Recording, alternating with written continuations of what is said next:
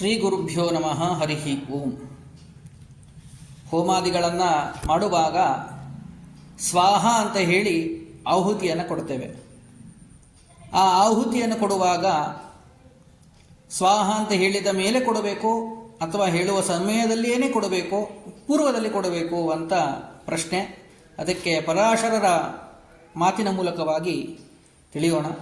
ಸ್ವಾಹ ಶಬ್ದಾಂತೆ ಏವ ಹೋಮಃ. ಸ್ವಾಹ ಅಂತ ಹೇಳಿದ ಮೇಲೇ ಆಹುತಿಯನ್ನು ಸಮರ್ಪಣೆಯನ್ನು ಮಾಡಬೇಕು.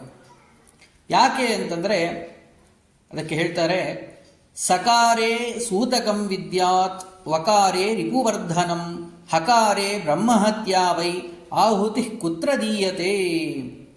ಸಕಾರವನ್ನು ಹೇಳುವಾಗ ಆಹುತಿಯನ್ನು ಕೊಟ್ಟರೆ ಸೂತಕಾದಿಗಳು ಬರ್ತದಂತೆ.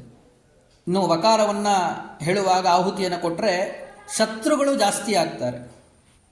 ಇನ್ನು ಹಕಾರವನ್ನು ಹೇಳುವಾಗ ಆಹುತಿಯನ್ನು ಕೊಟ್ಟರೆ ಬ್ರಹ್ಮಹತ್ಯಾ ರೂಪವಾದಂಥ ದೋಷ ಬರುತ್ತದೆ. ಅದಕ್ಕೋಸ್ಕರವಾಗಿ ಸಕಾರ ವಕಾರ ಹಕಾರ ಎಲ್ಲವನ್ನು ಕೂಡ ಬಿಟ್ಟು ಮುಗಿದ ಮೇಲೆ, ಸ್ವಾಹ ಅಂತ ಹೇಳಿದ ಮೇಲೆ ಆ ಆಹುತಿಯ ದ್ರವ್ಯವನ್ನು ಸಮರ್ಪಣೆಯನ್ನು ಮಾಡಿ ಪುಣ್ಯ ಸಂಪಾದನೆ ಮಾಡಬೇಕು ಎಂಬುವಂಥ ವಿಷಯವನ್ನು ಚಿಂತನೆ ಮಾಡ್ತಾ ಇದ್ದೇವೆ. ಶ್ರೀಕೃಷ್ಣಾರ್ಪಣಮಸ್ತು.